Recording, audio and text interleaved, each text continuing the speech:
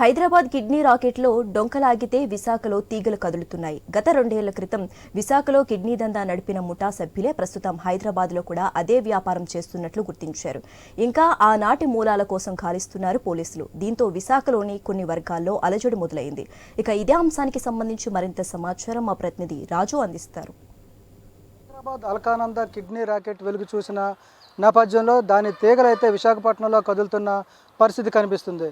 గత కొన్నేళ్లుగా కూడా విశాఖపట్నంలో సైలెంట్గా ఉన్నటువంటి కిడ్నీ రాకెట్ కథ ఇప్పుడు మళ్ళీ మొదటికి వచ్చినట్టుగా తెలుస్తుంది. హైదరాబాద్లో ఏదైతే వెలుగు చూసినటువంటి కిడ్నీ రాకెట్ విషయంలో అక్కడ అరెస్ట్ అయినటువంటి రాజశేఖర్ అనేటువంటి వైద్యుడు బృందం ఏదైతే ముఠాగా ఏర్పడి కిడ్నీ రాకెట్ వ్యవహారంలో దందాలు చేస్తున్న పరిస్థితి ఉందో అదే వ్యవహారం గతంలో కూడా విశాఖపట్నంలో చోటు చేసుకుంది. గత 2 ఏళ్లుగా కూడా ఇలాంటి వ్యవహారాలు చెదురుమదురుగా జరుగుతున్నప్పటికీ కూడా తెరచాటుగా చేస్తున్న పరిస్థితి కనిపిస్తుంది. ఏదైతే హైదరాబాద్లో తాజాగా వెలుగు చూసినటువంటి రాకెట్ వ్యవహారం ఇప్పుడు విశాఖ వాసులు కూడా కలకలానికి సృష్టిస్తుంది. విశాఖ వాసుల్లో కూడా ఆందోళన కలిగిస్తుంది. విశాఖలో ఉన్నటువంటి కొంతమంది వైద్యులు కూడా గుండె దడ పుట్టించే విధంగా ఉందని చెప్పుకోవచ్చు. ముఖ్యంగా విశాఖపట్నంలో 2023లో వెలుగు చూసినటువంటి ఒక కిడ్నీ రాకెట్ వ్యవహారంలో అప్పుడు రాజశేఖర్ అనే వైద్యుడు అయితే అరెస్ట్ అయ్యాడు. దాంతోపాటు అతని అనుచరులు కూడా అరెస్ట్ అయ్యారు. మొత్తం 10 మంది మీద ఆనాడైతే కేసు పెట్టడం జరిగింది. వాళ్ళందరూ కూడా జైలుకు పంపించడం జరిగింది. ముఖ్యంగా అమాయకుల్ని అమాయకుల్ని మాయమాటలు చెప్పి కిడ్నీ మార్పిడి చేస్తామని చెప్పి ఏదైతే అవసరం ఉన్నా లేకపోయినా కూడా కిడ్నీ ఎవరికైతే పెద్దలకి అవసరమైనటువంటి కిడ్నీలు ఏవైతే ఉన్నాయో వాళ్ళని సరఫరా చేయడానికి అమాయకుల్ని మాయమాటలు చెప్పి వాళ్ళని ప్రలోభాలకు పెట్టి కూడా కిడ్నీలు దొంగతనం చేస్తూ కూడా తొలగించి వాటిని అమ్ముకునే పరిస్థితి గతంలో విశాఖపట్నంలో కలకలం రేపింది.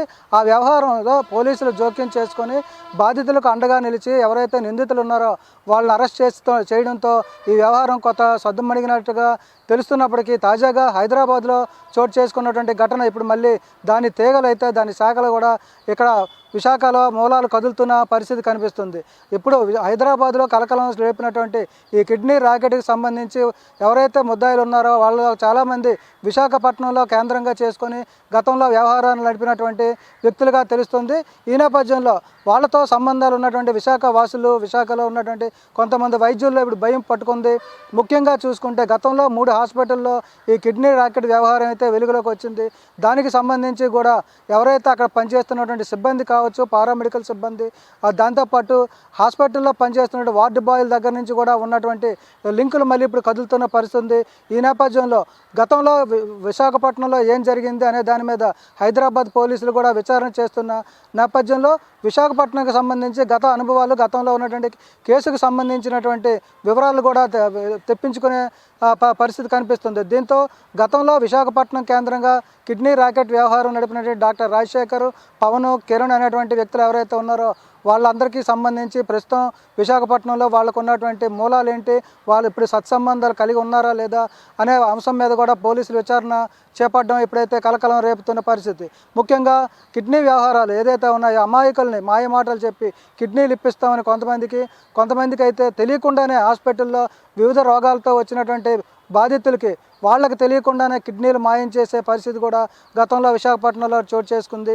మరికొంతమందికి అయితే హాస్పిటల్లో కిడ్నీ ట్రాన్స్ప్లాంటేషన్ అవసరం ఉంటుంది అని చెప్పి వాళ్ళకు బాధితులకు ఎవరైతే రోగులు ఉన్నారో రోగుల కుటుంబాలకు సంబంధించినటువంటి అటెండర్స్ కావచ్చు, బంధువులు కావచ్చు, వాళ్ళని కిడ్నీలు తెచ్చుకోవాలని చెప్పి కిడ్నీలు వేరే వాళ్ళ దగ్గర నుంచి దాతలను తెచ్చుకోవాలని చెప్పడంతో పాటు దాతలు దొరకని పరిస్థితుల్లో ముఖ్యంగా మా హాస్పిటల్కి సంబంధించి ఉన్నటువంటి కొంతమంది ముఠా సభ్యుల్ని డాక్టర్లే పరిచయం చేసి వాళ్ళ ద్వారా కూడా కిడ్నీలు ఇప్పిస్తామని చెప్పి వాళ్ళ దగ్గర లక్షలు కూడా దండుకున్న పరిస్థితి గతంలో విశాఖపట్నంలో చోటు చేసుకుంది. దీనికి సంబంధించి 2023 నుంచి ఉన్నటువంటి ఆరోపణలు ఏవైతే ఉన్నాయో దానికి సంబంధించి ఎవరైతే ప్రముఖంగా ఇప్పుడు హైదరాబాద్లో వినిపిస్తున్న డాక్టర్ రాజశేఖర్ పేరు ఏదైతే ఉందో అదే రాజశేఖర్ గతంలో విశాఖపట్నంలో కూడా దందాలకు పాల్పడి జైలుకు వెళ్ళి జైలు నుండి వచ్చి కొంతకాలం కాముగా ఉండి ఇప్పుడు హైదరాబాద్లో అదే దందా నడుపుతున్నట్టుగా వెలుగులోకి వచ్చింది. దీనికి సంబంధించి కూడా గతంలో ఉన్నటువంటి ఆ రాజశేఖర్ కావచ్చు, ముఠా సభ్యుడిగా చెప్తున్నటువంటి పవన్, కిరణ్ వంటి తదితరులు ఎవరైతే ఉన్నారో వాళ్ళకి సంబంధించి కూడా ఇప్పుడు విచారణ మొదలైంది. అదే విచారణ విశాఖపట్నంలో కూడా కలకలం రేపుతుంది. విశాఖపట్నంలో ముఖ్యంగా ఎంవిపి కాలనీలో గతంలో రాజశేఖర్ అనే డాక్టర్ అయితే నివాసం ఉండేవాడు.